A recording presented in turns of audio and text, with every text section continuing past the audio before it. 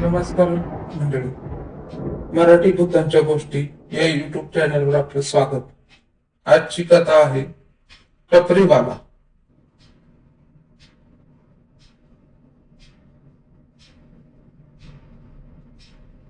माणगावहून पुण्याकडे जाताना लागतो तो तामिनी घाट. पावसाळ्यात या घाटात निसर्ग आपल्या सौंदर्याचं अप्रतिम प्रदर्शन घडवतो. सर्वत्र हिरवगार पसरलेला गवताचा गालीचा, डोंगर माथ्याला टेकलेले ढग आणि मळणाच्या रस्त्याने उतरणाऱ्या गाड्या. या घाटात पावसाळ्यात अनेक लोक पर्यटक म्हणून येतात.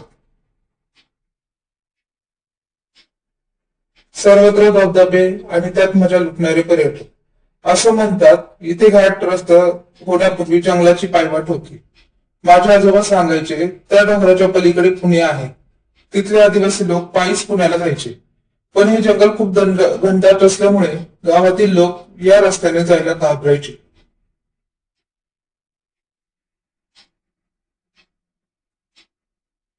अनेक आदिवासींना वाघाने किंवा काही जंगली प्राण्यांनी खाल्ल्याच्या गोष्टी इथे खूप प्रचलित होत्या. पण आता सरकारने मोठा रस्ता बनवला आहे. सतत गाड्यांची रेलचेल असते. सखाराम हा होता बिबेवाडीतील गावात राहणारा एक गरीब माणूस. बिबेवाडी म्हणजे ह्याच घाटातील डोंगरात असलेलं एक गाव. गाव तशा रस्त्यापासून किमान 5 किलोमीटर आत जंगलात होतं. रस्त्यापासून गावात जाणाऱ्या फाट्यावर सखारामने एक छोटीशी चहाची टपरी टाकली. त्याची बायको आणि हा दिवसभर टपरीवर असायचे. संध्याकाळ झाली की त्याची बायको गावात घरी निघून जायची. पावसाळ्यात मोसमात खूप पर्यटक असायचे म्हणून सखाराम संध्याकाळी अगदी 9 वाजेपर्यंत टपरी चालू ठेवायचा. त्या दिवशी पाऊस रिमझिम होता. श्रावण महिना. ऊन पावसाचा खेळ दिवसभर चालू होता. संध्याकाळ होता होता संपूर्ण घाटात धुकं पसरलं. इतका दाट की रस्त्याने जाणाऱ्या गाड्या पण कमी झाल्या. घाटात दूर दूर नजर टाकली की जाणवायचे अनेक गाड्या रस्त्याच्या बाजूला उभ्या आहेत, कारण त्यांचे लाईट दिसेनासे होते. धुकं एवढं दाट होतं. सखारामची बायको एव्हाना आपल्या घरी निघून गेली होती. संध्याकाळ झाली. अंधार पडायला लागला होता. सखारामने वर वाशाला अडकवलेले पेट्रोल पंप काढला, खाली जमिनीवर बसला आणि पंप मारून तो पेटवला. वर स्टोव्हवर चहा उकळत होता.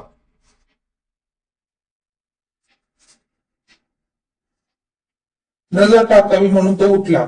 उठल्यावर एक समोर माणूस अंगावर घोंगडे घेऊन उभा होता. तो दिसायला एवढा विचित्र होता की सुरुवातीला सखाराम मनातून घाबरला. पाऊस अजिबात नव्हता, पण थंडगार वारा सुटला होता.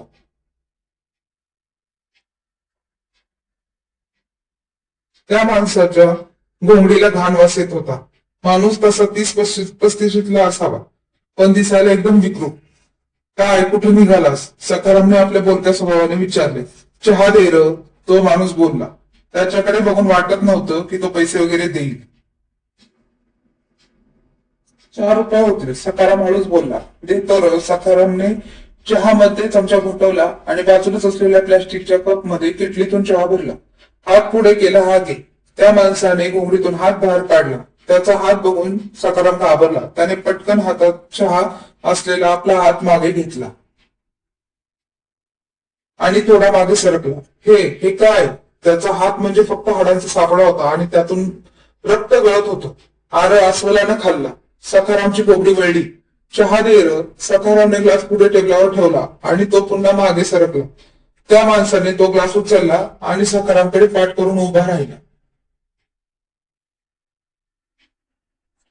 त्याला समजेना नक्की हा काय प्रकार आहे. गावात आपण खूप ऐकलं होतं की या घाटात भूताटकीचे प्रकार आहेत.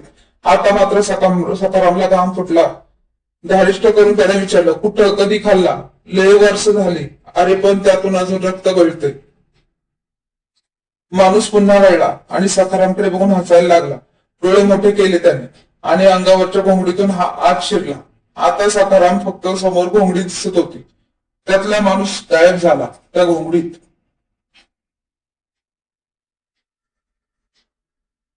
सखाराम तसाच तिथून पळाला. रस्त्याने धावता धावता त्याची एक चप्पल पायातून निघायला आली. मागे वळून बघतो तर तो हाडांचा तो सापळा त्याच्या मागेच उभा होता. जोर जोराने आजूबाजूच्या झाडांमधून विचित्र आवाज काढायला. जीव घेऊन सखाराम पळाला.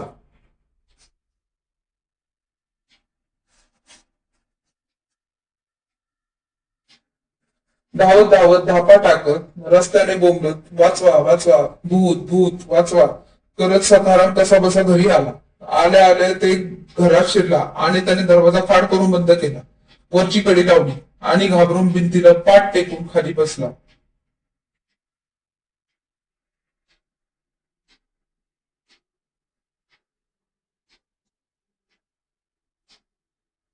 डोक्याला हात लावून काहीतरी तोंडातल्या तोंडात बडबड करत होता.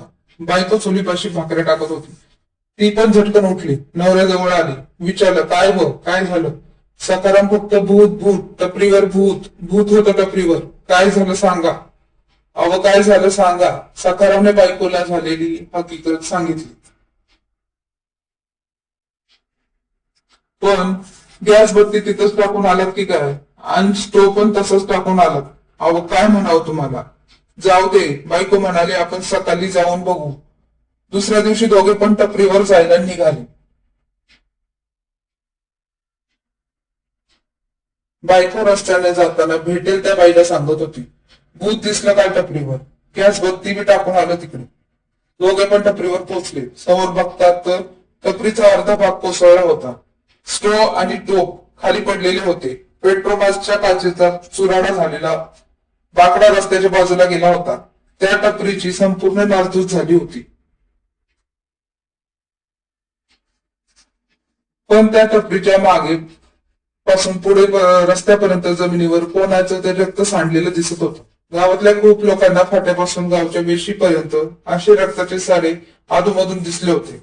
लोक बोलायचे, पण त्यांना वाटायचं एखाद्या प्राण्याने कोणाची तरी शिकार केलेली असावी.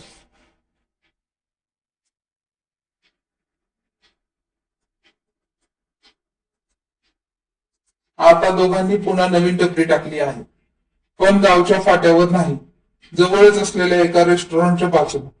आता सखाराम आणि त्याची बायको अंधार पडायच्या आधीच घरी निघून जातो.